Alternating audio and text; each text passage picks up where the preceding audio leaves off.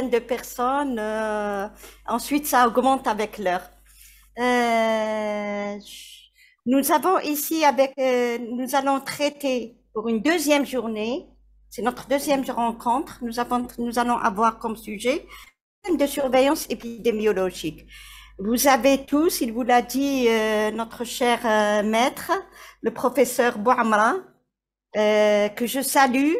Bonjour Bouamra. Bonjour. Et qui nous a promis de faire une série de formations d'une manière progressive. Ça va vous permettre de bien nous familiariser, d'aller vers l'avant. Et avec des nouveautés, hein, avec des actualisations. Je remercie beaucoup le professeur Bouamra, je vous remercie à vous tous. Merci à vous tous. Et je te passe la parole, Bouamra, et je vais te donner la main. Bonjour tout le monde. Donc, je remercie Dr. Dogogan pour cette l'initiative qui est en réalité un objectif pour les épidémiologistes. Donc, on travaille ensemble, on voit ensemble quelques cours, quelques notions qui nous semblent très intéressantes. On a vu la dernière fois, ou bien pour la première séance, on a vu ensemble l'épidémiologie des maladies transmissibles. Maintenant, on ne peut pas étudier ou bien connaître l'épidémiologie de la maladie sans, bien sûr, avoir la donnée, ou ce qu'on appelle le système d'information ou bien le système de surveillance épidémiologique. Donc, c'est ça, en réalité, l'importance d'un système de surveillance épidémiologique, c'est surtout pour étudier la distribution de ces maladies vis-à-vis par sexe, par âge, par région, voir la tendance évolutive. Donc, et donc, pour la prochaine séance, Inch'Allah, aujourd'hui, on fait le système de surveillance épidémiologique. La prochaine séance, Inch'Allah, on va voir ensemble un outil utilisé pour la surveillance et qui est les séries chronologiques. Et on va voir ensemble les séries chronologiques, mais avec un logiciel qui est l'SPSS. Moi, je travaille avec l'SPSS. D'ailleurs, je conseille l'ensemble des épidémiologistes de travailler avec ce logiciel qui est simple et qui est riche en matière de commande.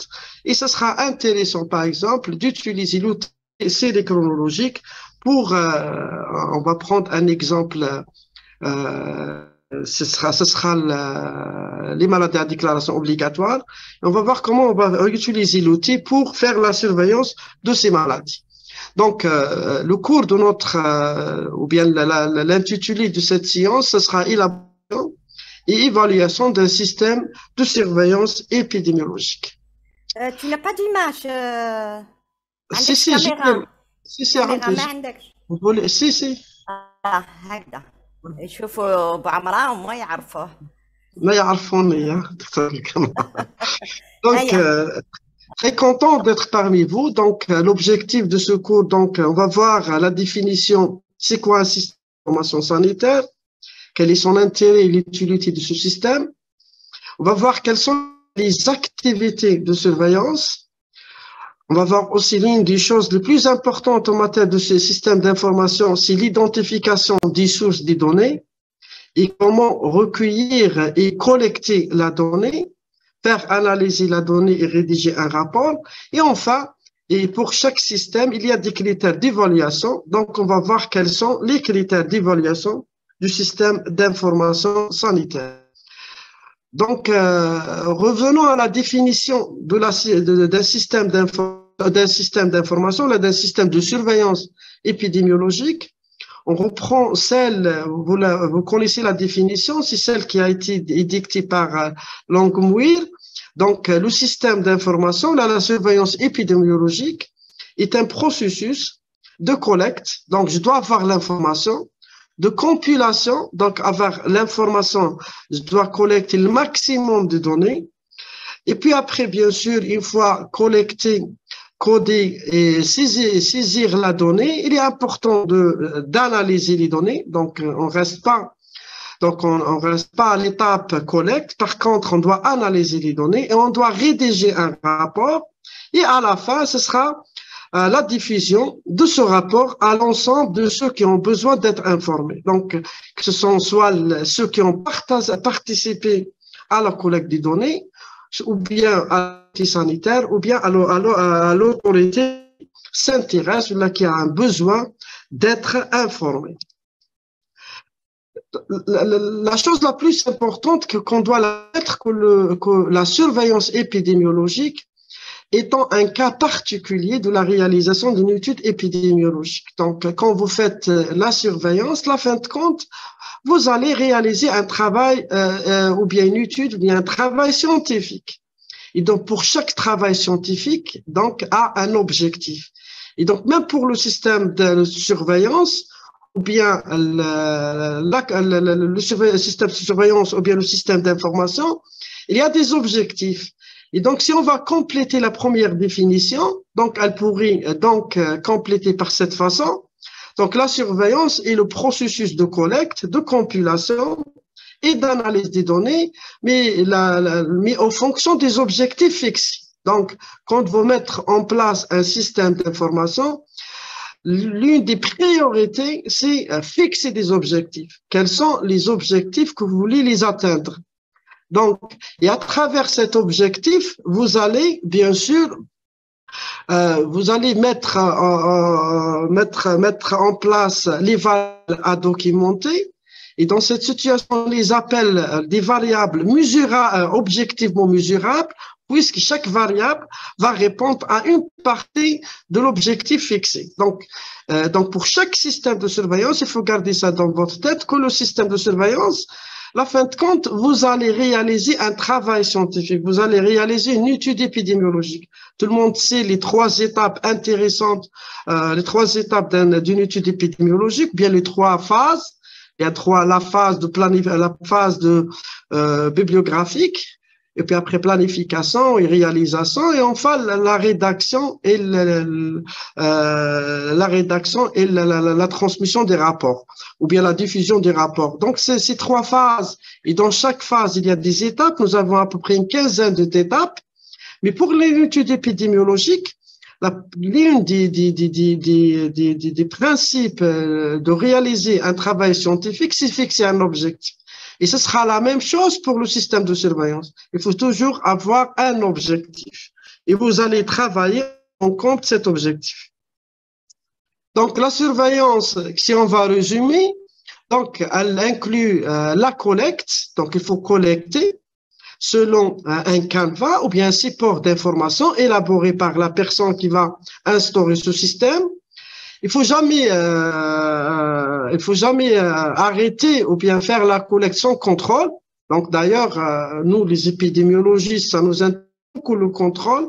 Donc il faut toujours contrôler la donnée.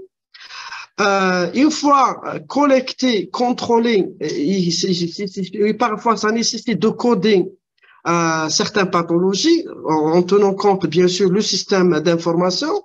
Il faut exploiter cette donnée. Donc, il faut maîtriser, moi je conseille surtout les épidémiologistes de maîtriser au moins un logiciel. Donc, c'est pas intéressant de maîtriser plusieurs outils, mais ce sera intéressant de maîtriser au moins un logiciel pour que vous puissiez travailler. Donc, après l'opération de codage et de saisie, on va faire l'analyse des données. Quand vous allez faire l'analyse des données, bien sûr, vous allez éditer des tableaux, vous allez calculer des paramètres et enfin rédiger un rapport. Et ce sera la dernière étape, c'est la rédaction du rapport et diffusion. Donc, c'est très important de donner, de rédiger un rapport. C'est très intéressant d'arriver à cette étape, mais il faut rédiger un rapport, mais en plus, faire la diffusion de ce rapport, ou ce qu'on appelle la rétro-information. Il faut informer les gens qui ont participé à ce système, informer les autorités, et bien sûr, dans ce rapport, ce sera des recommandations vis-à-vis la pathologie ou bien la maladie surveillée. Et à la finalité d'un système de surveillance, donc, ce sera de fournir des informations relatives à la prise de mesures de prévention. Donc, vous surveillez, c'est pas pour surveiller, surtout pour fournir des informations scientifiques fines par rapport à une donnée en matière de prévention ou bien en matière de contrôle d'un problème de santé publique. La phrase en rouge, la dernière, en effet, la surveillance, c'est de l'information, appelle l'action. Ça, c'est une phrase très importante. On ne surveille pas pour surveiller, mais c'est surtout pour élaborer une information. Et à travers cette information, on va instaurer des actions. Et c'est ça la surveillance. Donc, la surveillance, c'est de l'information qui va appeler ou bien appelant l'action.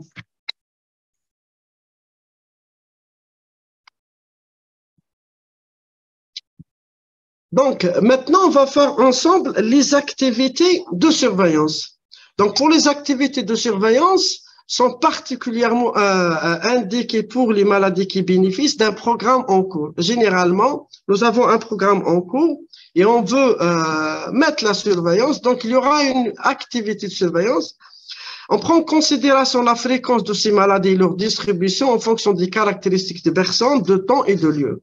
Quand je fais la surveillance, donc j'aurai des informations fines, donc je serai capable d'estimer des fréquences de ces maladies, je serai capable d'estimer sa distribution en tenant compte de certaines caractéristiques vis-à-vis la personne, donc la fréquence selon l'âge, la fréquence selon, par exemple, le lieu, la fréquence selon le sexe, ça c'est des informations très fines, mais surtout en tenant compte de cette fréquence, l'évolution de cette fréquence en fonction du temps. Et ce sera très important d'estimer les tendances ou bien la tendance évolutive de cette maladie et en tenant compte aussi le lieu. Donc, ces informations sont souvent recherchées et ce sera l'une des principales activités du système de surveillance. Un point qui est très important aussi et que connaître. Un point qui est très important qu'on doit le connaître, c'est que le système d'information, ou bien la surveillance n'est pas obligatoirement un processus. Voilà. C'est maintenant que les diapos passent. Tout à l'heure, il n'y avait pas de diapos. Je vais te donner la main. Très bien, très bien. Donc, la surveillance n'est pas obligatoirement un processus continu. Donc, on peut instaurer un système de surveillance, mais pour une période limitée vis-à-vis un problème donné. Donc, un système de surveillance peut être mis en place pour une période limitée et peut être étroitement lié à un programme d'intervention. Parfois, nous avons une épidémie, on va mettre en place un système pour collecter l'information, puis après mettre en place des mesures et en gardant le système d'information pour voir est-ce que les mesures qui ont été établies, qui ont été instaurées, bien sûr, permettent de réduire l'incidence de la maladie. Et dans cette situation, ce système va être étroitement lié à cette épidémie. Un point qui est important aussi, la rapidité, donc ce point est très important qui est lié pour garder le système ou bien garder le bon fonctionnement du système de surveillance, c'est la rapidité du traitement de l'information. Il est important, une fois la donnée collectée, codée et saisie, à la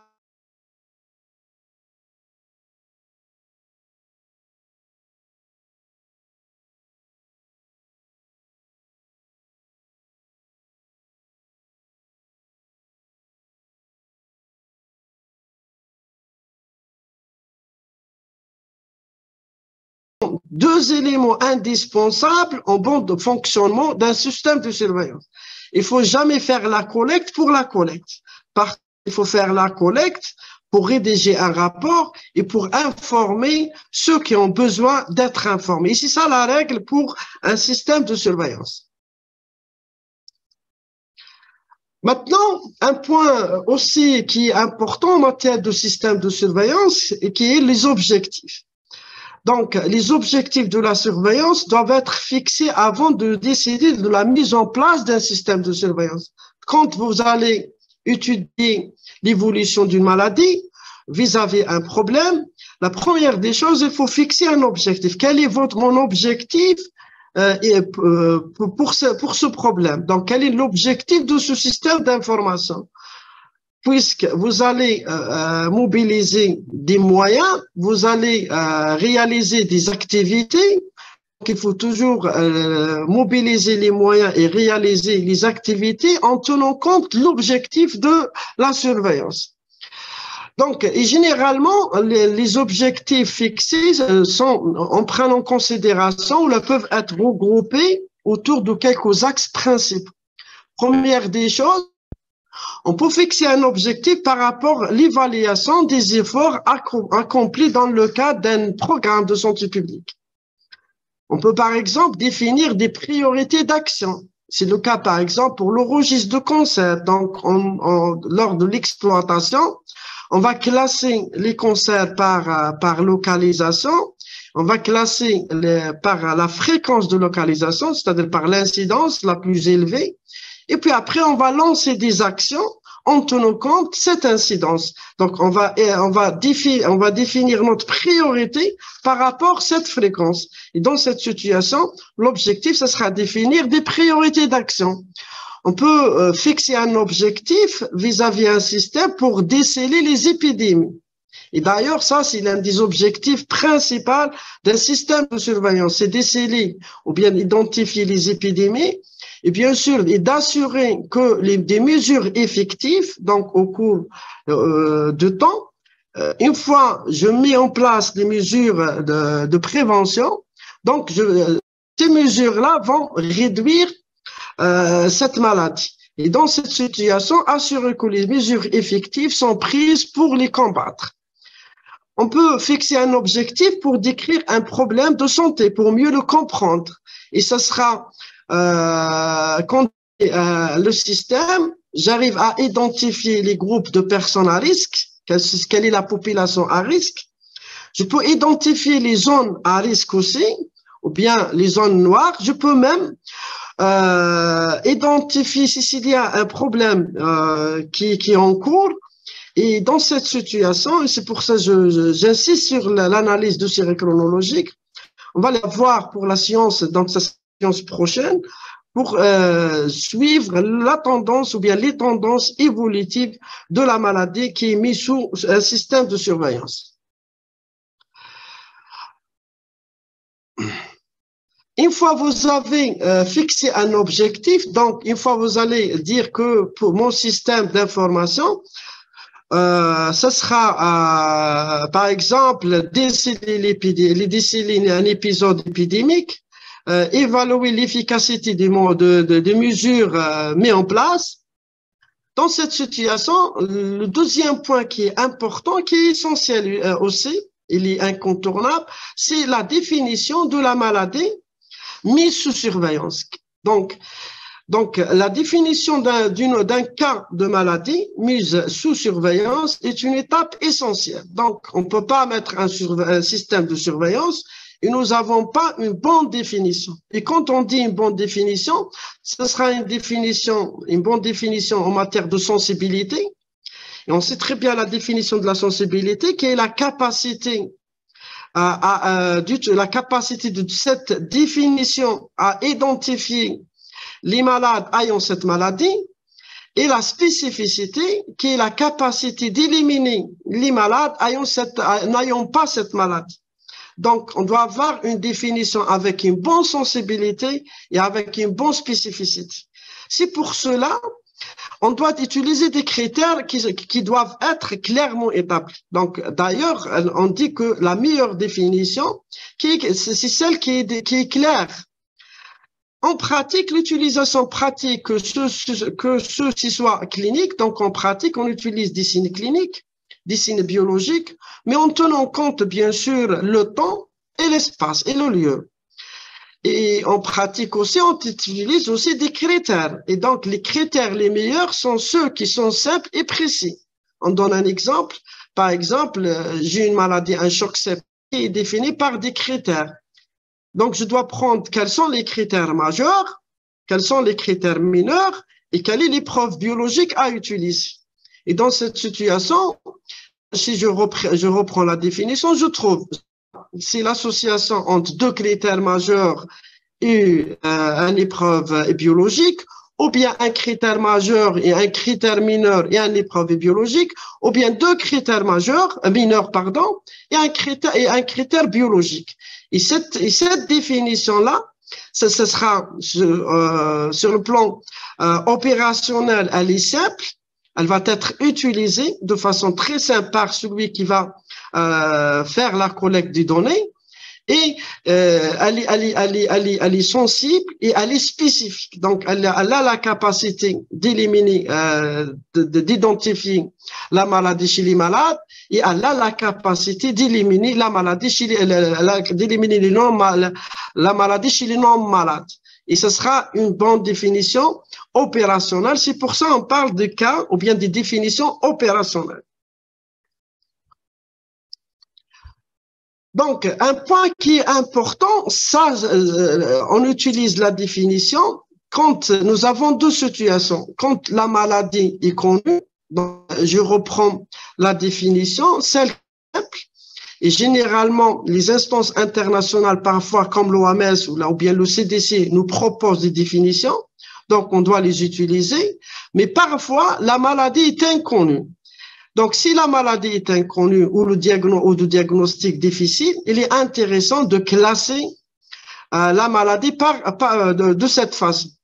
Donc, on doit répartir la maladie soit par des cas certains, ou bien cas probables, ou bien cas possibles ou indéterminés. C'était le cas, par exemple, pour la COVID au début de l'apparition de cette pandémie. On ne connaît pas la maladie, on ne connaît pas nous n'avons pas les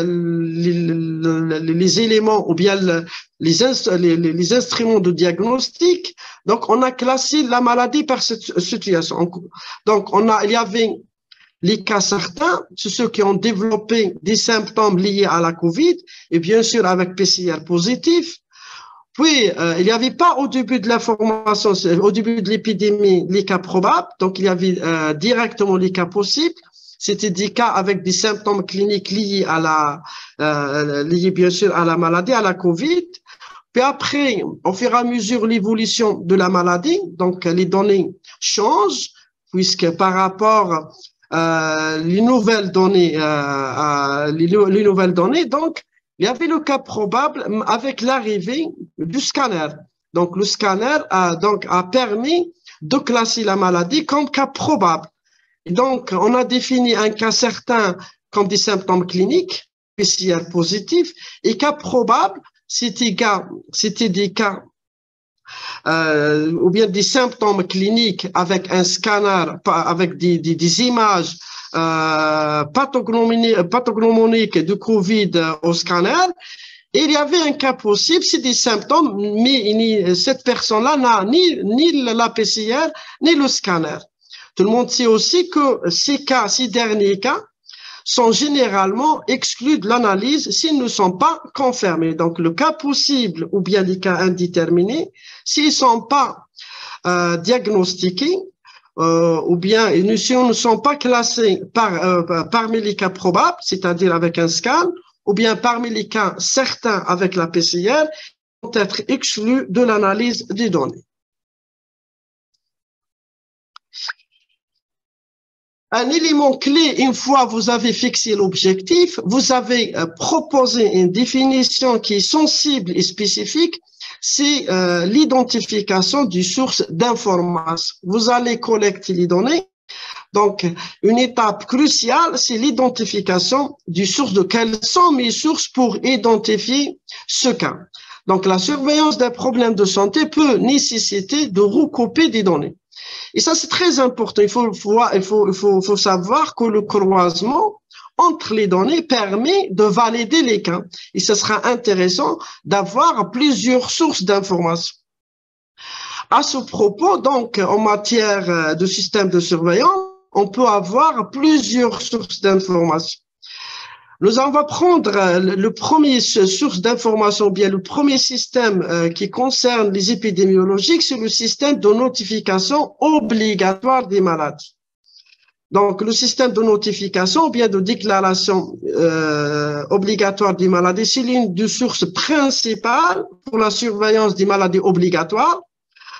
Et ça sera un point très important de le connaître, malgré la complétude faible. Généralement, les gens ne déclarent pas la totalité des cas de maladie, la totalité des cas, ou bien la totalité des malades obligatoires, des maladies obligatoires. Mais il faut savoir que l'évolution temporelle de l'incidence de ces maladies est engagée. Même si cette incidence qui varie, on va voir après, qui varie entre 15 et 20%, mais cette information très fine pour voir ou bien pour suivre l'évolution de ces maladies. Donc, on doit la prendre en considération. Nous avons parmi les sources d'information, il y a le système de surveillance par les laboratoires d'analyse biologique et médicale. Donc, nous avons les maladies à déclaration obligatoire, c'est l'une des sources principales. Nous avons aussi les laboratoires d'analyse. Et donc, l'épidémiologiste ou bien celui qui travaille dans le SEMEP doit travailler en collaboration étroite avec les laboratoires, puisqu'on peut même mettre en évidence une épidémie à travers le laboratoire. Donc, et c'est pour ça la surveillance épidémiologique par les laboratoires d'analyse biologique et médicale est très souvent couplée au système de notification des maladies à déclaration obligatoire. Même si j'aurais pas l'information à partir d'une structure de santé ou bien une base de données, une structure de base, mais quand je travaille ou je couple cette donnée avec les données de laboratoire, cela permettrait d'identifier le cas. Et c'est pour ça, l'une des sources principales pour le système de surveillance, c'est le laboratoire. Il est intéressant de connaître que certaines maladies où le diagnostic de certitude est reposé par l'examen biologique. Donc, le diagnostic de certitude de certaines maladies repose sur des critères de laboratoire stricts ou des examens anatomopathologiques. Si on prend par exemple le registre de cancer, certes, il a plusieurs sources de données, mais l'une des sources principales, d'ailleurs, c'est un indicateur pour valider le registre, c'est le diagnostic par un examen histologique. Donc, si ce taux-là est au-delà de 80%, 90%, cela signifie que votre registre est valide, vos données sont fiables. Et donc, c'est pour vous dire l'importance de cette source. Maintenant, parfois, comme par exemple la surveillance de la résistance des antibiotiques, donc l'une des sources principales de ce système de surveillance, c'est le laboratoire. Donc ça, c'est pour vous dire l'importance de cette source. Il est important de coupler avec la notification d'IMDO, mais parfois, ce sont les sources principales pour certaines pathologies.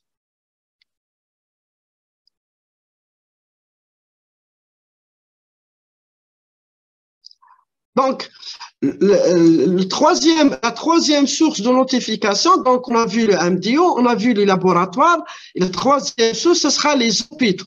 Donc, les hôpitaux sont une source de données par la notification des MDO, généralement à travers les services. Donc, on reçoit les déclarations des MDO. Donc, mais cela, l'hôpital n'est pas limité à déclarer que les maladies à déclaration obligatoire. Mais on peut avoir d'autres problèmes de santé qui peuvent être surveillés à l'hôpital. C'est le cas, par exemple, le service d'urgence, ou bien l'unité de consultation, ou bien d'hospitalisation. On peut mettre en place un système de mortalité. On peut mettre un système de surveillance des accidents. On peut mettre un système de surveillance pour les maladies cardiovasculaires, pour les intoxications, mais surtout pour les infections nosocomiales. Donc, l'hôpital, la fin de compte, ou bien les structures, les services ne sont pas, cette source-là n'est pas limitée à identifier et notifier une maladie à déclaration obligatoire, mais elle pourrait être utilisée pour surveiller d'autres problèmes de santé, et parfois c'est une source aussi principale. Quand par exemple vous mettez un système de surveillance de mortalité, les services et l'urgence, c'est des services capitaux pour identifier la cause initiale de décès. Troisième source aussi qui est très intéressant et qui est dédié aussi pour certaines pathologies, pour certaines maladies, c'est le réseau Sentinelle de surveillance épidémiologique. Quand on dit le réseau Sentinelle, cela signifie, c'est un appel, donc les réseaux donc font appel à un nombre restreint de généralistes volontaires chargés de notifier un certain nombre d'entités bien définies. Donc, mais avant de faire appeler à ces médecins généralistes, je dois former ces médecins-là. Donc, ce système donc passe par l'identification, la formation. Une fois et après la formation, je dois les identifier comme source d'information. Donc, ces médecins-là sont chargés, ça c'est très important, pour notifier ou bien de notifier certaines maladies dont la liste peut être modifiée de temps à autre. Donc, on peut modifier la liste en tenant compte, bien sûr, les problèmes de santé. Un point qui est important, qui est la constitution de réseau, peut être à la base du système de surveillance de problèmes de santé. Et généralement, dans cette liste-là, on peut mettre, c'est des problèmes de santé qui sont mis sous surveillance, mais qui ne nécessitent pas en général de recours à des examens de laboratoire. Donc, on doit les notifier, on doit notifier la maladie, mais sans recours au laboratoire et sans recours à une hospitalisation. Et c'est pour ça, généralement, c'est pour ça on travaille avec ces médecins généralistes qui travaillent dans une structure de base, par exemple. C'est le cas, par exemple, pour le syndrome grippaux. Quand je veux signaler l'augmentation ou bien l'élévation des cas du syndrome grippaux, j'utilise ce réseau Sentinelle. C'est le cas, par exemple, pour les maladies infantiles contagieuses, comme par exemple la gale, où ça ne nécessite pas une hospitalisation, les maladies à transmission sexuelle, les tentatives de suicide et aussi les accidents domestiques. Donc ça, c'est point important. Généralement, le réseau Sentinelle, c'est des médecins généralistes formés, j'insiste sur formés, donc on ne peut pas demander d'une personne à notifier sans qu'il est formé de la problématique, du problème de santé, et son rôle, bien sûr, quand il va notifier quand il va notifier les cas à déclarer, il est important de connaître généralement la liste des maladies qui est surveillée par ce réseau. Elle ne nécessite ni une hospitalisation et ni un recours à des examens de laboratoire. Et on a cité quelques exemples. Donc, il faut savoir que les membres du réseau, bien sûr, bénéficient d'une information régulière. On ne va pas les identifier, les former, les garder dans leur structure. Donc, on doit les informer à chaque fois. On doit les former aussi de façon continue. Garder ce qu'on appelle le lien de façon permanente, bien sûr, avec le milieu de recherche. Donc, ils doivent être adhérés à un service là où il y a de la recherche, puisque ce système-là est utilisé surtout pour la recherche. Et c'est pour ça, en matière de réseau Sentinelle, nous avons 3 types de réseaux, bien sûr, en fonction de leur objectif. Nous avons le premier réseau, c'est le réseau d'alerte. C'est celui qui est responsable d'alerte s'il y a un nombre de cas ou là une augmentation de nombre de cas notifiés. Donc, le réseau d'alerte, son objectif est de produire de l'information ou des informations en vue d'action immédiate. Et donc, on doit donc choisir des médecins, on les forme, ils vont alerter, bien sûr, en tenant compte toujours le nombre de cas. Nous avons un deuxième réseau, donc le réseau-là donc a un objectif généralement pour connaître la connaissance d'un problème de santé. Il y a un problème de santé et qui nécessite pas une action d'urgence, mais qui nécessite une amélioration de connaissances.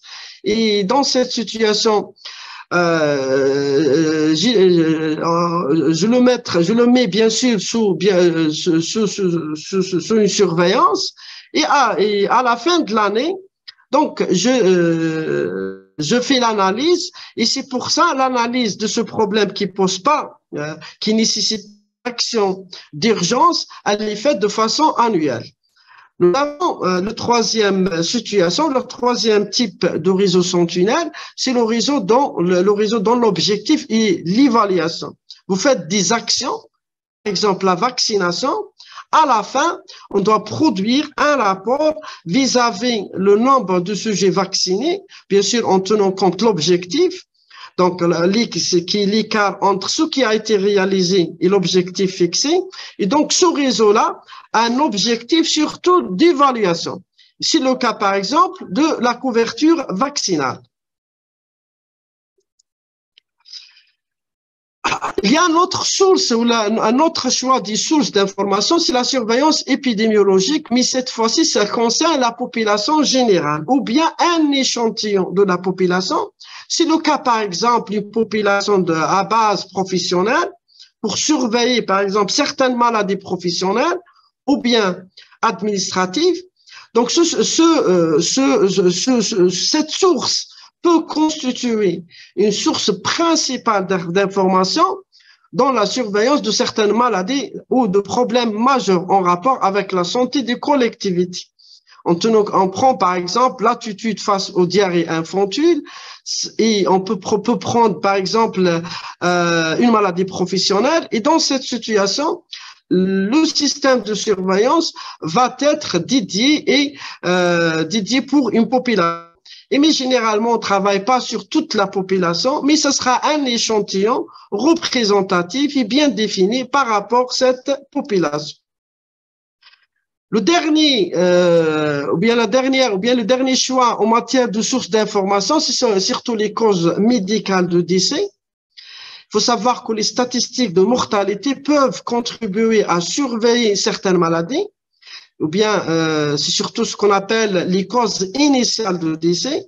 Normalement, dans chaque CHU ou bien dans chaque EPH, il y a un système de surveillance de mortalité, ou bien ce qu'on appelle le registre de mortalité.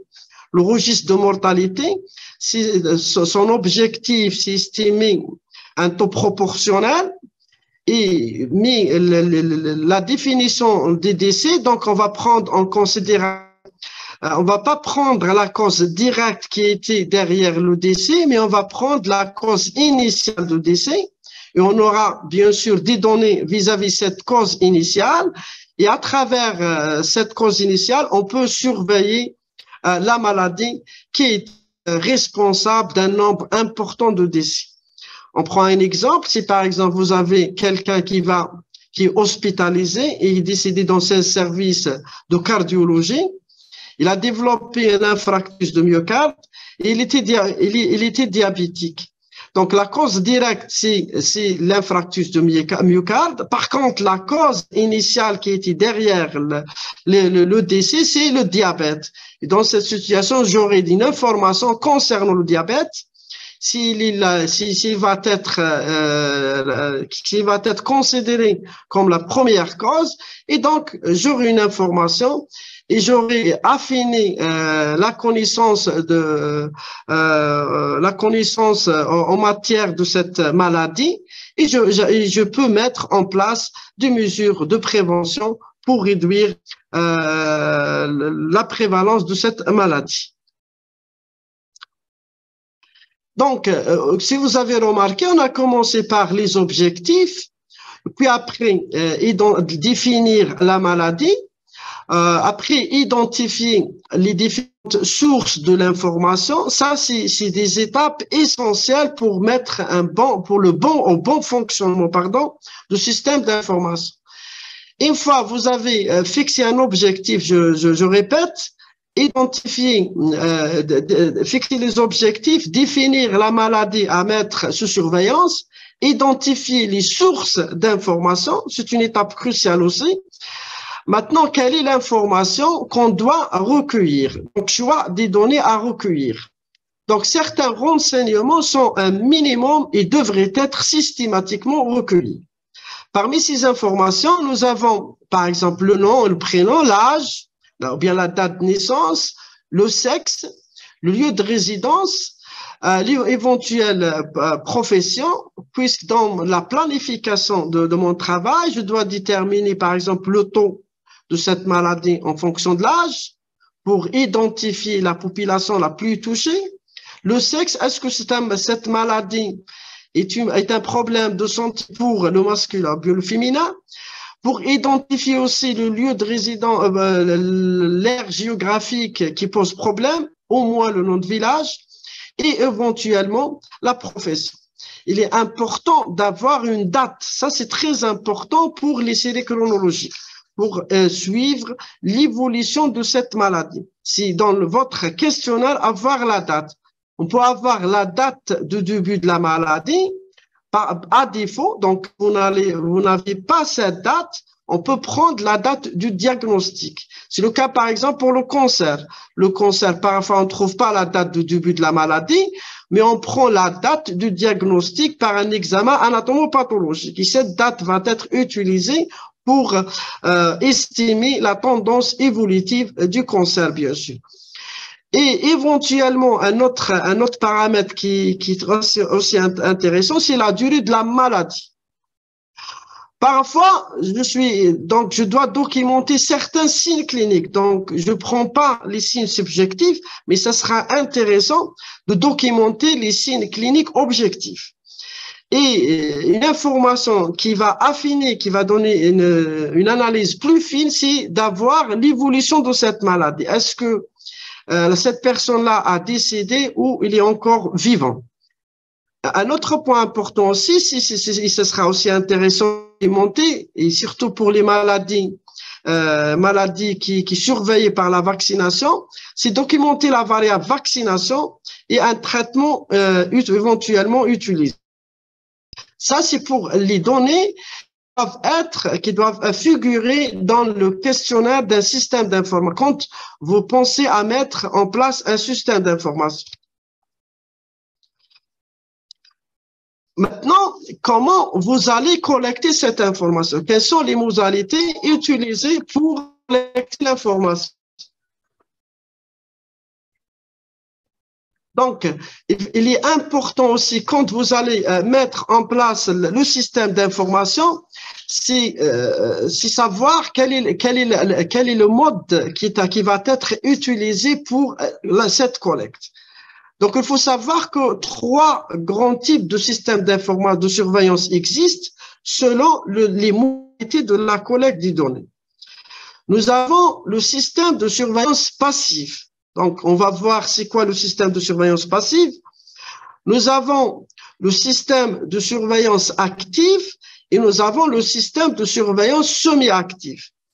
Donc, pour le système de surveillance active, c'est le cas des MDO, c'est le cas du maladie à déclaration obligatoire. Elle est exercée par des informateurs, donc c'est des informateurs, c'est ceux qui vont informer l'autorité sanitaire, ils vont informer le SOMEP selon des règles préétablies. Je lui dis, bien l'instruction va lui demander d'informer le SOMEP chaque mois, ou là, de façon hebdomadaire. Donc, c'est des règles préétablies. Mais pour qu'on qualifie ce système passif, donc les autorités sanitaires responsables ou bien l'investigateur n'intervient pas directement pour l'obtention de l'information. Donc, il ne va pas intervenir pour avoir l'information. Donc, lui, il est dans son bureau. Donc, il va instruire 6 sources pour lui déclarer la maladie selon des règles, bien sûr, soit qu'on a de façon journalière ou bien hebdomadaire ou bien chaque mois. Et il ne va pas déplacer pour avoir cette information. C'est le cas, bien sûr, de surveillance des maladies à déclaration obligatoire. Et comme je disais auparavant, pour les maladies à déclaration obligatoire, nous avons à peu près, si on va voir la complétude, nous avons seulement 10 à 25% des cas diagnostiques. Ça, c'est ce qu'on connaît pour les maladies à déclaration obligatoire. Mais est-ce qu'on va prendre en considération la tendance ou bien on peut cerner l'évolution temporelle de cette maladie avec seulement 10 à 25% d'informations déclarées, ou bien on doit exiger la déclaration de 100%. Puis cette question, elle est à chaque fois posée. Donc, il faut savoir qu'en matière des maladies obligatoires, ces données sont généralement suffisantes. Donc, si j'aurais 25% de cas déclarés, je peux cerner l'évolution temporelle, je peux utiliser les séries chronologiques pour voir la tendance évolutive de la maladie, bien sûr, dans la population. C'est le cas, par exemple, si vous avez remarqué pour la COVID, notre ministère de la Santé a utilisé la PCR positive. On avait l'information concernant la PCR positive.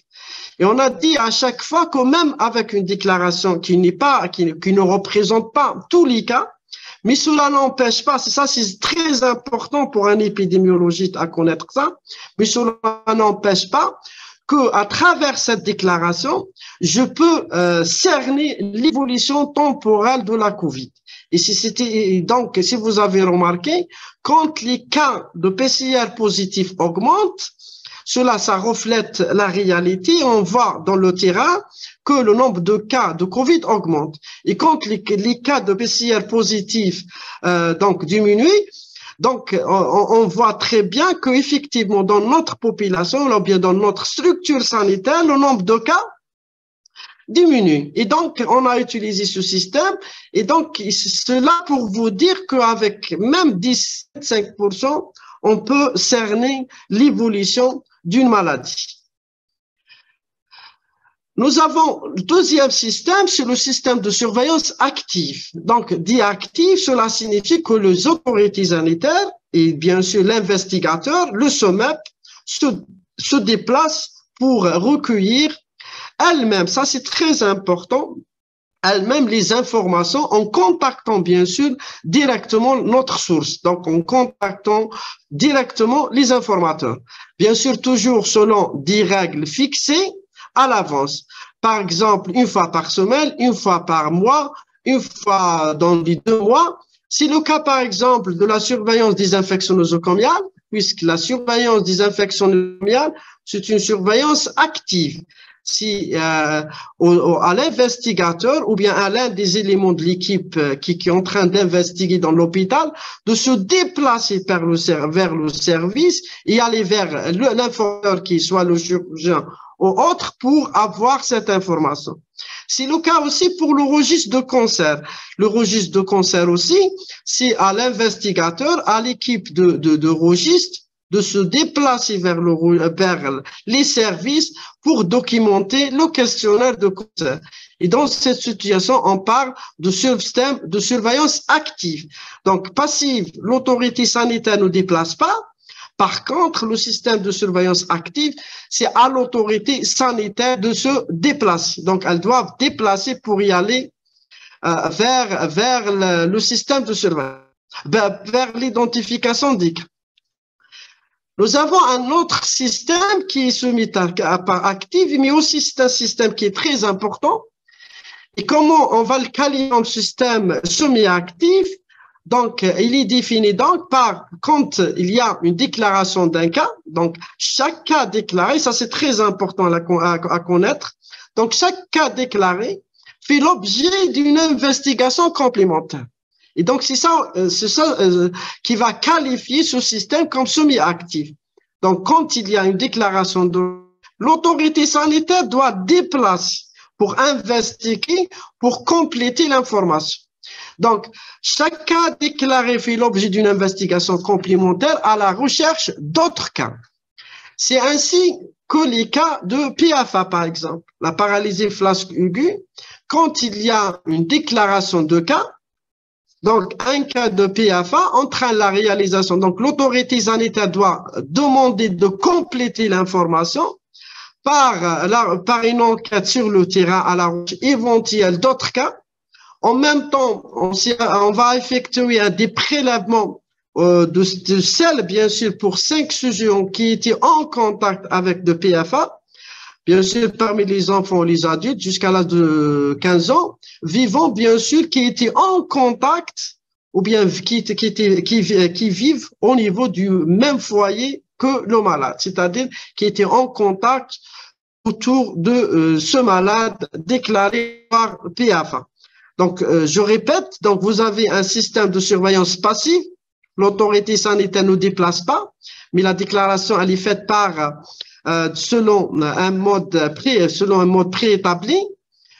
Nous avons un système de surveillance active, c'est à l'autorité ou bien l'un de l'équipe de l'équipe qui est en train d'investiguer, de se déplacer pour avoir l'information. Et nous avons un deuxième système qui est semi-actif. Donc, ce système-là est réactif en réalité. Parfois, il y a un cas. Donc, les responsables ou bien l'autorité sanitaire doivent être déplacés pour une investigation complémentaire à la recherche d'autres cas qui étaient en contact avec ce cas. Donc, si on revoit notre plan, donc on a vu ensemble donc l'objectif d'un système de surveillance, donc l'identification du source, les données à collecter, le système à utiliser pour avoir cette information, pour documenter les données. Une fois la donnée documentée, il est important, et ça c'est très important pour un spécialiste, d'analyser les données et de la présenter, présenter de façon correcte, sous forme d'un rapport qui doit être diffusé bien sûr aux autorités ou là à ceux qui ont besoin d'être informés. Donc, analyser des données ou bien présenter les données recueillies en termes d'analyse de façon simple et claire, ça c'est très important. Et généralement, on utilise des tableaux. On peut utiliser des tableaux à une seule variable. Donc, quand on utilise les tableaux à une seule variable, dans cette situation, on parle d'un tri à plat. Un tri à plat ou bien un tableau d'une seule variable pour, bien sûr, pour la variable qualitative, et on doit mettre en exergue des fréquences relatives. Par contre, si la variable est une variable quantitative, ce sera la moyenne et son écart type. On peut faire le croisement entre deux variables, et dans cette situation, ce sera un tableau à deux variables. On peut utiliser tableau à trois variables, donc voir le croisement entre deux variables en neutralisant la troisième variable. On peut utiliser, on va voir aussi un cours concernant la régression logistique ou bien l'analyse multivariée. On peut utiliser un tableau pour plusieurs variables et ce sera l'analyse en utilisant une méthode avancée pour identifier les facteurs de risque. Donc, pour analyser, ça c'est important aussi, on doit déposer un dénominateur de bonne qualité. Et ça, c'est une chose très importante, puisque à travers ce rapport, vous allez calculer un taux de maladie, soit un taux d'incidence, soit un taux de prévalence, soit l'évolution de ce taux d'incidence. Donc, le taux d'incidence qui est une fréquence relative, qui est mis en rapportant le nombre de cas rapportés sur la population exposée et la population exposée qui est le dénominateur. Donc, ce dénominateur-là doit être de bonne qualité. Donc, ça c'est important aussi. Ce taux peut être calculé soit hebdomadaire. Ça c'est très important. On doit toujours prendre, pour estimer le taux, on prend en considération la durée d'incubation de la maladie. Et donc, par exemple, on prend, on estime le temps par rapport à une durée, par rapport à la semaine. C'est le cas pour la rougeole. C'est le cas pour la Covid aussi, puisque la durée d'incubation moyenne était 7 jours. Et c'était important, c'était intéressant d'estimer le taux d'incidence hebdomadaire pour voir la tendance évolutive de cette maladie. Donc, il faut toujours prendre en considération le taux d'incubation pour estimer la durée, pour estimer ce taux. C'est le cas pour le registre, par exemple, on prend l'année, puisque la maladie évolue de façon très lente. C'est le cas pour les accidents. Donc, il faut toujours prendre en considération cette durée. Bien sûr, on prend en considération aussi les objectifs à poursuivre. Mais dans tous les cas, et c'est ça l'essentiel, et c'est ça mon message, les résultats doivent être commentés. Donc, quand vous faites une analyse, on ne doit pas rédiger dans la partie analyse ou bien utiliser des phrases longues. Par contre, on doit commenter par l'utilisation des phrases très courtes afin de leur donner une signification à ce résultat. Et ça sera intéressant une fois que l'analyse et la discussion, les recommandations établies. Donc, on doit élaborer un bulletin de rétroformation qui devrait être paraître de façon régulière. Ça, c'est très important. Il faut toujours, pour assurer au bon fonctionnement du système de surveillance, il faut toujours assurer la rétro-information. Si vous n'allez pas assurer la rétro-information, cela signifie que votre système de surveillance, ce système-là, il ne va pas tarder. Donc, il va disparaître. Donc, et à travers cet bulletin, on peut garder la survie de notre système de surveillance. Et c'est pour ça qu'il est préjudiciable que les informations obtenues par un système de surveillance ne soient pas utilisées pour améliorer le programme. Quand on a défini le système, on a dit que le système, un bon système de surveillance, c'est celui qui appelle l'action. Et quand je mets un système de surveillance, j'analyse une fois que les données analysées, une fois que le rapport est rédigé, et dans ce rapport, il y aura des recommandations. Ces recommandations doivent être utilisées pour améliorer le programme de santé ou bien les activités dédiées pour la lutte contre une maladie. Donc, une fois que vous avez rédigé un rapport, il est intéressant aussi d'évaluer votre système de surveillance. Est-ce que ce système est efficace? Est-ce que ce système-là a pu atteindre les objectifs fixés? Et c'est pour ça qu'on a fixé un objectif. Il faut savoir que l'évaluation est définie comme suit. Donc, l'évaluation, c'est un écart entre ce qui a été réalisé et l'objectif fixe. Maintenant, si c'est un écart qui n'est pas important et que vous avez pu atteindre votre objectif, ça sera important. Il faut garder le système. Maintenant, si vous n'arrivez pas à atteindre votre objectif, vous faites un effort qui n'améliore pas une situation, donc ce sera un problème. Donc, un autre point qui est important, aussi que le système de surveillance n'est pas continu. Et un autre point aussi que les objectifs, donc on ne devrait pas fixer un objectif final, par exemple, dans l'année. Donc, généralement, l'objectif doit être quantifié. Donc, donc ça, c'est un point très important. Donc, par exemple, on peut dire que pour cette année, je dois réduire 2% de cas de maladies déclarés habituellement. Donc, ça, c'est un objectif qui est quantifié et aussi, c'est un objectif qui doit être fixé pour plusieurs années. Donc, on fixe jamais un objectif pour une année. Donc, l'objectif, généralement, est pluriannuel. Un point important que le critère de base pour l'évaluation de tout ce système de surveillance consiste donc à son intervention. Donc, est-ce qu'on arrive à intervenir rapidement pour réduire la fréquence de la maladie, surtout si c'est une épidémie? Et donc, c'est l'un du point le plus important. Et puis après, est-ce que ce système-là joue un rôle de promouvoir la santé? Est-ce qu'il améliore la qualité de santé des populations? Et un point, donc, la satisfaction de ce critère de base, c'est-à-dire pour ces deux critères, pose deux questions très importantes.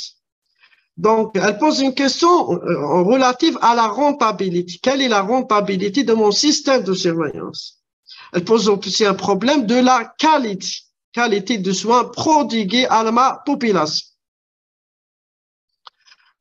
Donc, généralement, la rentabilité, pour évaluer la rentabilité envisage essentiellement deux choses. Elle envisage l'importance du problème de santé sous surveillance. Ça, c'est très important. On surveille pas pour surveiller, mais on surveille un problème de santé pour régler ce dernier.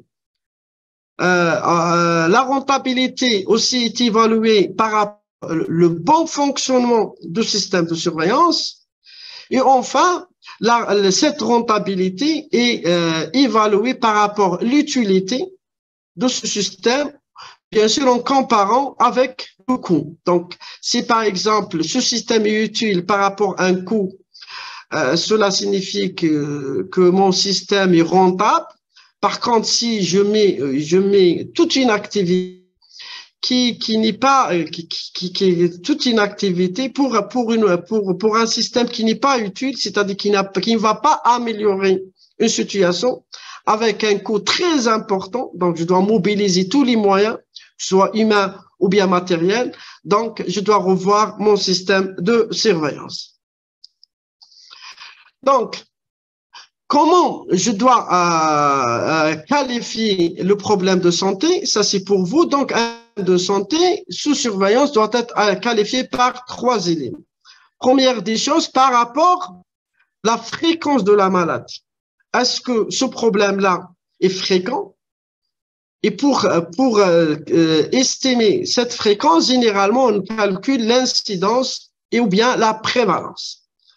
Deuxième point important pour qualifier ce système-là, le problème, on doit prendre la sévérité de la maladie.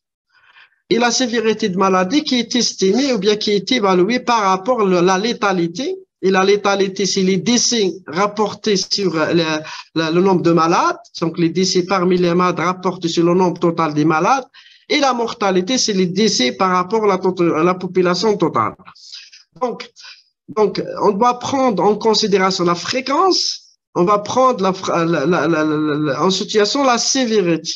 Maintenant, s'il y a un problème, s'il y a un taux, s'il y a, ou bien si la maladie est sévère, avec un taux de létalité élevé et un taux de mortalité élevé, mais qui n'est pas fréquente, je dois prendre en considération le deuxième indicateur qui est la sévérité. Je dois prendre en considération l'impact de la maladie sur le plan coût envers la société et bien sûr perte de la productivité. Quelles sont les conséquences de cette maladie sur la population? Si on prend par exemple le diabète qui évolue à bas bruit, on sait très bien que les conséquences du diabète est très importante. C'est surtout par rapport à la cécité, les rétinopathies, les pieds diabétiques et par rapport à leurs complications qui vont paralyser la société ou bien qui vont paralyser la productivité. Un élément aussi essentiel quand je qualifie un problème de santé, je dois savoir, je dois poser cette question, est-ce que ça existe des mesures de prévention pour ce problème de santé ou bien cette maladie? Enfin, je dois prendre en considération la comparaison de la situation épidémiologique avec son programme de santé.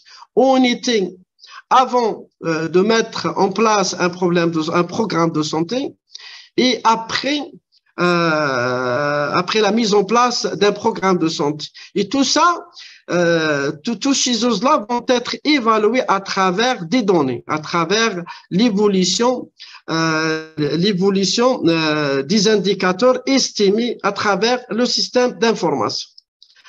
Donc, deuxième point qui est important, donc, c'est le bon fonctionnement du système de surveillance. Et pour parler ou bien pour évaluer le bon fonctionnement du système de surveillance, je dois faire la description de tous les éléments constitutifs du système, depuis la fixation de l'objectif jusqu'à l'analyse des données et la rétro-information à la population concernée. Donc, cette image va plutôt résumer le bon fonctionnement du système de surveillance depuis l'apparition de la maladie jusqu'à la déclaration et à la direction de la santé, au ministère de la Santé, et bien sûr, quand je mets la rétro-information, je dois rédiger un rapport, et dans ce rapport-là, je dois introduire les recommandations ou bien les changements nécessaires pour améliorer le programme ou bien pour améliorer les mesures d'hygiène, les mesures à mettre pour réduire la fréquence de la maladie. À l'avant-diapo, donc, ce sera l'évaluation toujours dans le système de santé. Donc, ce sera le troisième point sur l'utilité d'un système de santé. Donc, il faut toujours poser la question quand vous voulez mettre en place un système de santé. Est-ce que mon système de santé est utile?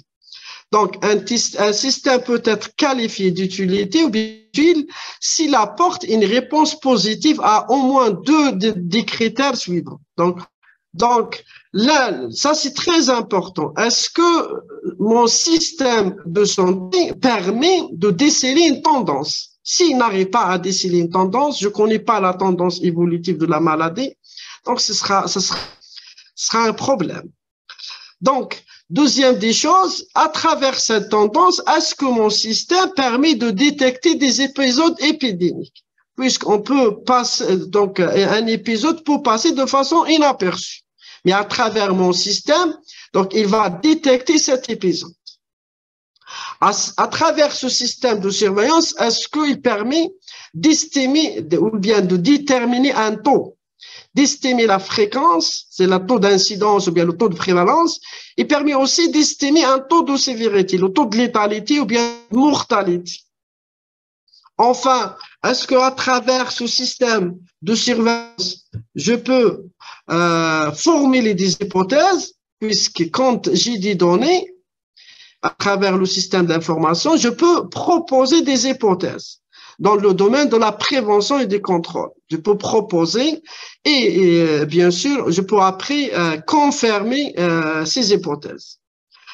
À travers ce système système de surveillance, ou bien à travers, pour évaluer l'utilité d'un système de surveillance, normalement, à travers ce système, je peux identifier les facteurs de risque, puisque toutes les mesures qui vont être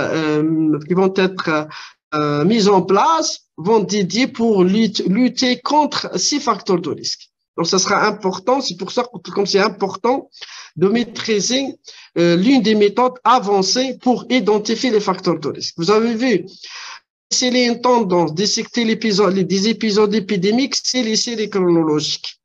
Et la fréquence, la sévérité, formuler l'hypothèse, estimer la fréquence et la sévérité, ce sera si c'est estimer le taux d'incidence ou bien la prévalence. Proposer des hypothèses par rapport à ces données, c'est par exemple l'incidence était plus élevée chez la femme moins de 20 ans, donc on peut formuler une hypothèse que la femme moins de 20 ans est la plus touchée. Donc, puis après, on doit identifier les facteurs de risque à travers une méthode avancée qui est la régression ou bien l'analyse multivariée. Enfin, il faut poser la question, est-ce que ce système-là contribue à la planification et à la location des ressources engagées dans un programme de prévention ou de contrôle. Donc, renforcer les ressources pour bien gérer un programme de santé. Et l'objectif principal, ça c'est très important en matière d'utilité, est-ce que ce système-là va assurer l'amélioration de la qualité de prestation de notre soin vis-à-vis cette maladie qui pose problème. Donc, améliorer la pratique des prestataires du soin qui servent d'informateurs dans ce système de surveillance. Ça, c'est très important. Quand je mets un système, dont l'objectif, c'est améliorer les pratiques, améliorer les prestations de soins de ma population vis-à-vis de la personne qui me donne l'information. Si par exemple, si c'est un système désinfection nosocomiale, je dois améliorer les moyens utilisés pour lutter contre les infections nosocomiales. Ça, c'est un point incontournable. En matière d'évaluation, on doit comparer entre les moyens et le coût de ce système mis en place. Donc, l'utilité d'un système de surveillance doit être mise en balance avec son coût. Le coût, puisque vous allez mobiliser des moyens personnels, vous allez mobiliser des moyens humains, vous allez mobiliser des moyens de l'hôpital, de la structure hospitalière. Donc, tout ça, c'est un coût. Donc, il y a aussi même le coût indirect, examen de laboratoire, traitement de cas et de contacts. Il y a les frais de fonctionnement.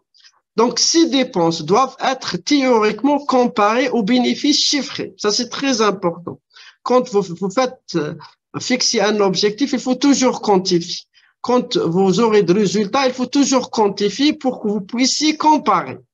Donc, on doit comparer ce qu'on a dégagé comme dépenses et que ce qu'on a réalisé. Quels sont les bénéfices, mais de façon chiffrée. Bien sûr, aux bénéfices chiffrés escomptés à travers un objectif par la mise en place de systèmes de surveillance. Est-ce que, effectivement, par exemple, on a amélioré la qualité de prestation de soins vis-à-vis de cette maladie? Donc, on ne met pas un système de surveillance pour le mettre. Donc, à la fin, je termine avec cette conclusion. Pour lutter efficacement contre certaines maladies qui posent des problèmes de santé publique majeurs et qui pèsent lourdement sur l'économie du pays, il est nécessaire de disposer de données fiables et précises. Donc, quand on dit données fiables et précises, cela signifie un bon système de surveillance, un bon système d'information. Il est important de dire qu'aucune politique de santé ne pourrait passer de telles données. Donc, on ne peut pas construire notre stratégie sans avoir des données, fiables. Et je vous remercie. Maintenant, si vous avez des questions ou bien des choses à ajouter, donc, je suis à votre disposition.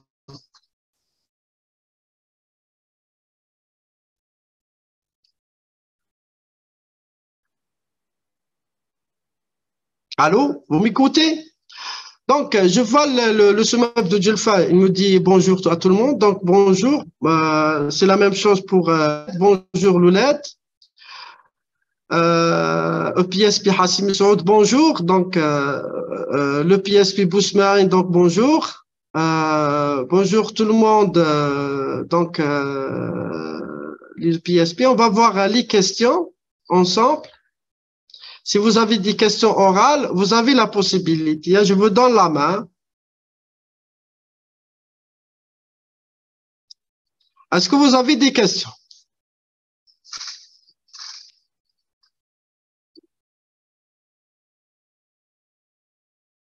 Allô, allô?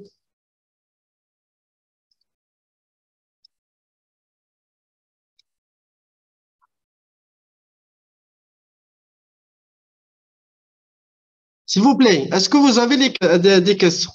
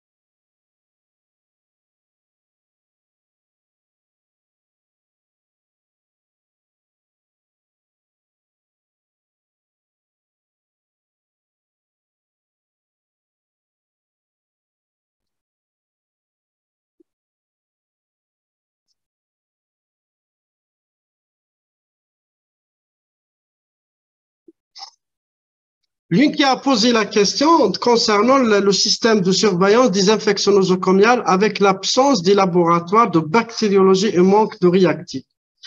Donc, en réalité, quand on met un système de surveillance, le laboratoire joue un rôle très important. Mais parfois, et dans certaines structures, il y a un problème, soit par l'absence d'un spécialiste ou d'un microbiologiste, puisqu'on doit travailler en collaboration les deux. Donc, on peut mettre un système de surveillance, mais on aura un problème puisqu'on ne va pas documenter l'agent infectieux en cause. Je pense à travers le système, on peut suivre l'évolution des infections par rapport à la définition, puisqu'on a une définition dans l'hôpital. Et dans le système de surveillance, bien sûr, on va estimer une incidence. Donc, il faut faire la différence pour le système d'information. Donc, il y a l'enquête de prévalence qui est généralement réalisée pour chaque année durant la même période ou pendant la même période. Et l'enquête de prévalence, son objectif, c'est surtout avoir un aperçu concernant la fréquence des infections nosocomiales à un moment donné. Et c'est pour ça, l'indicateur à estimer de cette enquête, c'est la prévalence. Et il y a une définition, bien sûr, pour qualifier le cas comme une infection nosocomiale. Par contre, pour un surveillance dans un service qui va étaler pendant une période, bien sûr, fixée, bien sûr, par ce système, généralement, l'indicateur à estimer va être soit l'incidence ou bien la densité d'incidence. Et donc, dans tous les cas, il est important de documenter le cas, d'infection nosocomiale. Maintenant, si vous n'avez pas les moyens, vous pouvez travailler bien sûr avec des laboratoires privés. Si vous n'avez pas cette possibilité, bien sûr, vous pouvez voir la tendance évolutive de la maladie, c'est-à-dire l'incidence ou bien la densité d'incidence par rapport le cas déclaré ou bien par rapport à la définition de votre cas. Mais réellement, ça pose un grand problème pour le système de surveillance des infections nosocomiales. Ça, c'est pour le PH, c'est Dr Ben Ghalem. Oui, c'est une bonne question. Hein. Donc, c'est pour ça qu'il faut toujours travailler en collaboration entre les laboratoires et ou bien le laboratoire comme une source très importante pour le système de surveillance dédié à surveiller les infections nosocomiales. Quelqu'un me pose la question, peut-on avoir des modèles de ces documents? Oui, bien sûr. Je peux bon, jusqu'à maintenant, ils m'ont demandé la première communication. Vous l'aurez, Inch'Allah. Vous l'aurez cette communication et puis après, vous aurez des modèles concernant. Je peux vous proposer 3 modèles. Nous avons le modèle de surveillance des infections nosocomiales. Vous l'aurez, Inch'Allah. Le modèle du registre de cancer. Je peux vous envoyer le modèle de mortalité ou bien ce qu'on appelle le registre de mortalité dans un hôpital.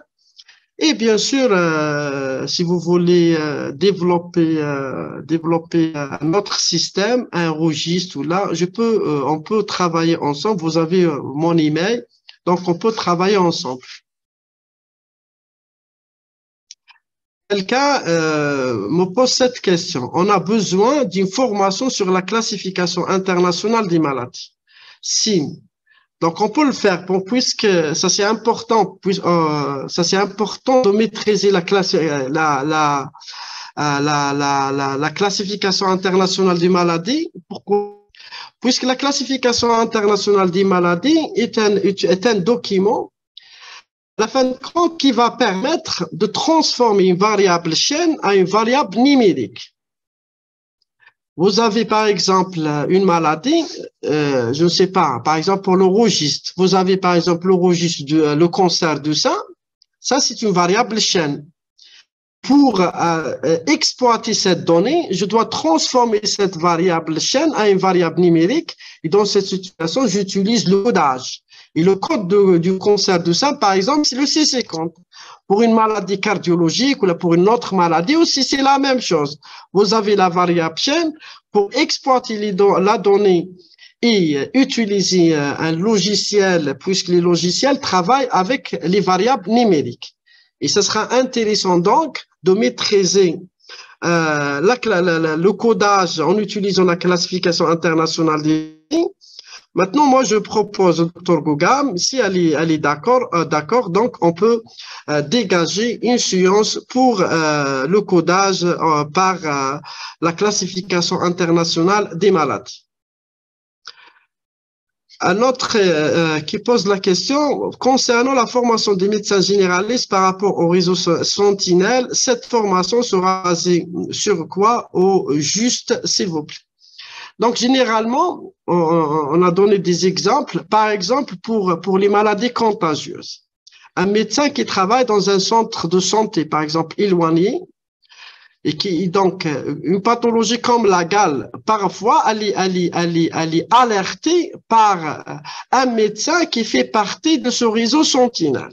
Mais à condition, je dois former ce médecin, je dois l'identifier, le former, bien sûr, et je dois élaborer la liste des maladies, donc la liste des maladies dont le système de santé doit bien sûr, ou bien dont le médecin doit informer. Donc, quelle est la liste des maladies que ce médecin sentinelle doit déclarer. Donc, et puis après, donc, elle est faite par rapport, par exemple, les syndromes grippaux. Donc, pour alerter, durant la période allant du octobre jusqu'à février, généralement, on travaille avec le réseau Sentinelle. C'est des médecins choisis et identifiés pour alerter et déclarer s'il y a bien sûr une augmentation des cas. C'est un vrai système pour les maladies, comme je disais auparavant, qui ne nécessite pas la gale, donc qui ne nécessite pas généralement une hospitalisation et qui ne nécessite pas un bilan biologique. Donc, il vit au cours de consultation. Donc, et quand ce médecin voit qu'il y a un nombre important des malades qui consultent pour cette pathologie, donc il doit déclarer, il doit notifier et déclarer à l'autorité. Et cette façon de faire, ou bien ce réseau est qualifié comme réseau Sentinelle. Quelqu'un, il me demande quelle est la différence entre l'information, la surveillance épidémiologique et la veille. En réalité, les trois éléments sont intriqués, puisque quand on dit la surveillance épidémiologique, c'est avoir l'information. Mais quand on dit l'information, ça signifie pas la surveillance. Je peux avoir l'information sans réagir. Par contre, la surveillance, qui est, comme je disais auparavant, la surveillance appelle l'action. La surveillance, je dois réagir de façon très rapide pour juguler un problème de santé, pour juguler un épisode épidémique. La veille sanitaire, c'est la même chose. La veille sanitaire, en réalité, c'est aussi un réseau, donc qui utilisent les systèmes d'information, puisque c'est une structure à part. Donc, ils vont utiliser le système de surveillance pour alerter. Mais en matière de surveillance épidémiologique, on n'alerte pas. On a d'autres rôles. Donc, on doit signaler, affecter, plutôt alerter et confirmer l'épidémie, par exemple. Par contre, la veille, son rôle surtout, c'est alerter. Et c'est ça la différence. Une autre question, quelqu'un me pose une autre question. Il me dit, entre l'information, est-ce qu'on peut généraliser l'utilisation du système tracker dans le suivi des MDO déjà utilisés dans le Covid? Moi, je pense pour ce système-là, le système a posé beaucoup de difficultés sur le terrain, que ce soit dans notre pays ou bien ailleurs. Donc, moi, je pense d'utiliser un autre système. Il y a d'autres systèmes, la numérisation ou bien sont mieux pour suivre les maladies à déclaration obligatoire. Ça, c'est mon avis personnel. Quelqu'un il me pose une question. Le grand problème est l'absence d'un système de surveillance des maladies non transmissibles qui occupe actuellement une place prépondérante dans le système de soins. Nous n'avons pas un système informatisé, pas de personnel qualifié, pas de maîtrise d'outils informatifs, qualité médiocre des données inscrites sur le dossier médical, pas de codification. Vous avez résumé la situation. Au moment où nous avons le registre, donc le registre est aussi une source d'information concernant le cancer. Il y a d'autres registres, par exemple le registre des AVC. Moi, personnellement, quand j'étais avec M. Bezaoucha Blida, on a développé le registre des AVC. On a pu avoir le premier article en Algérie, puisqu'on a estimé l'incidence des AVC. Donc, mais c'est important, c'est-à-dire on aura une grande partie de solutions se résume donc dans la mise en place de la numérisation. Quand nous aurons plus pardon la numérisation, on aura le dossier médical. Dans cette situation, on peut avoir des bonnes données. Cela n'empêche pas qu'il y a, il y a des enquêtes parcellaires par des confrères, chacun dans son spécialité, pour estimer, par exemple, la prévalence des maladies non transmissibles comme l'HTA ou bien le diabète à travers le territoire national. Donc, il y a un effort. Mais il reste un grand effort pour améliorer les choses. Donc, il faut savoir qu'on aura un cours qui est dédié au système de surveillance des maladies non transmissibles. Et c'est pas pour le moment, donc, on est avec les maladies, on est avec le système d'information d'une manière générale.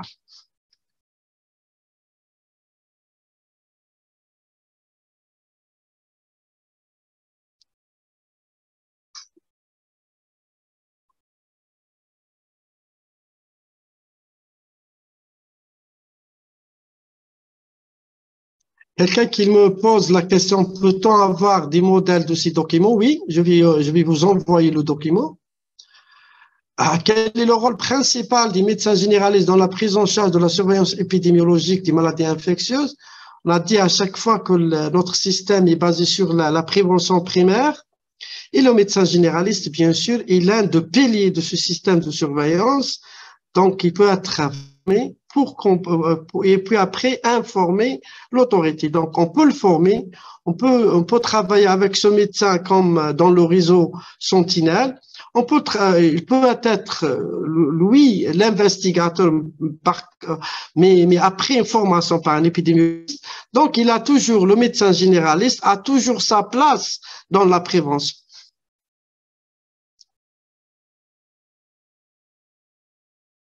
Quelqu'un, il me dit, si les médecins ne déclarent pas les maladies à déclaration obligatoire au SOMEP, c'est quoi la conduite à tenir? Donc, comme je disais dans ma présentation, en matière de maladies à déclaration obligatoire, nous avons toujours ce problème.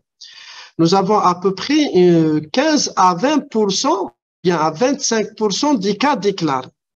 Cela n'empêche pas de sensibiliser les médecins à chaque fois de l'utilité de déclaration de ces maladies.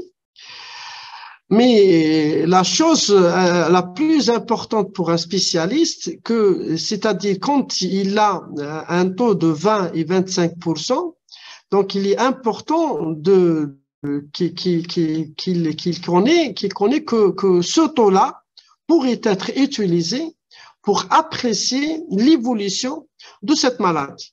Donc, je peux utiliser ce taux de déclaration pour suivre l'évolution de cette maladie à déclaration obligatoire. Et c'est ça la chose la plus importante. Donc, quand je dis je peux utiliser ce taux pour suivre l'évolution, donc à travers ce système, je peux déceler une épidémie ou bien un épisode épidémique. Je peux même mettre en place des mesures et voir est-ce que ces mesures sont efficaces ou non vis-à-vis la réduction de cette maladie. Quelqu'un il parle de standardisation des fiches de déclaration des infections nosocomiales. Donc, standardiser, c'est-à-dire utiliser la même fiche. Donc, mais parfois, ça nécessite une modification par rapport le service. Et je pense que c'est intéressant, mais le plus important, c'est que le système doit être réactif. C'est ça la chose la plus importante pour les déclarations des infections nosocomiales.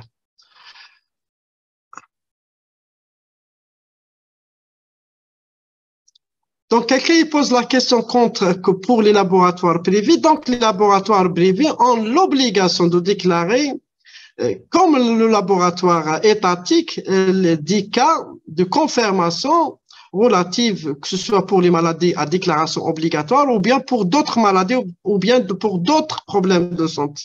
Donc, ils ont la même loi qui gère que ce soit les laboratoires étatiques ou bien les laboratoires privés.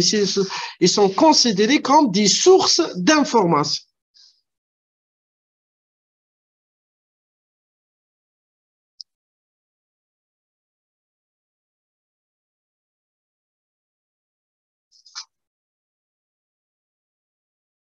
Effectivement, nous avons un grand problème en matière de système de surveillance chez le privé. Donc, quelqu'un pose cette question.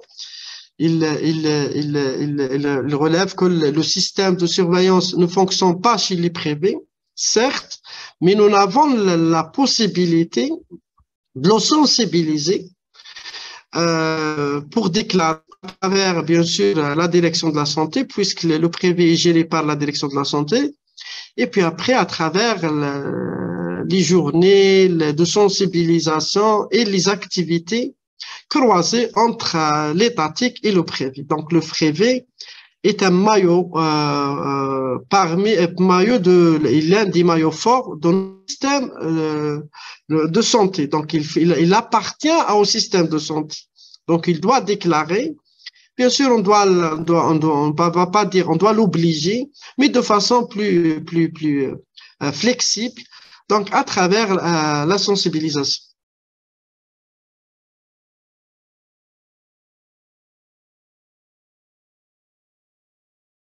Quelqu'un me pose la question, programme de surveillance de l'allaitement maternel exclusif.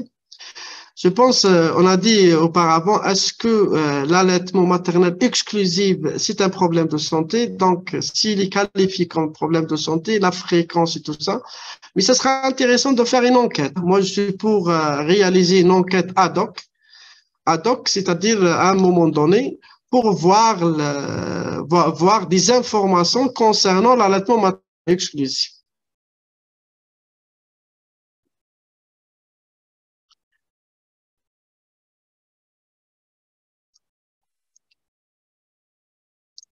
Donc,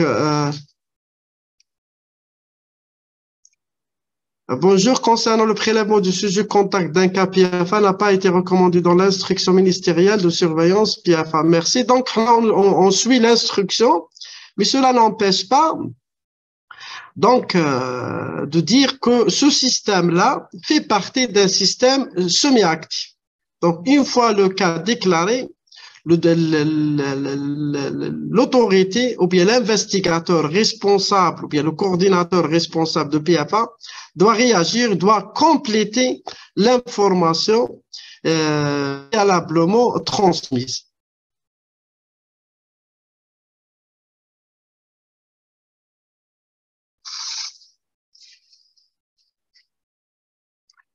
Plusieurs collègues demandent mon email. J'ai envoyé mon email la dernière fois.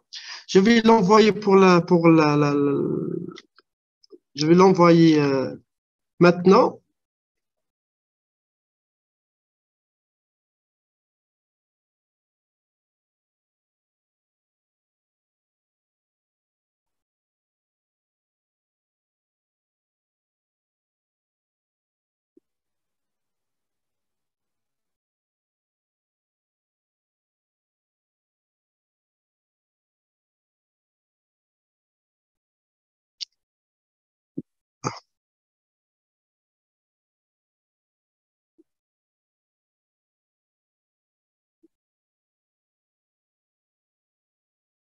Attends, donc, en milieu hospitalier, pardon, s'il vous plaît, pour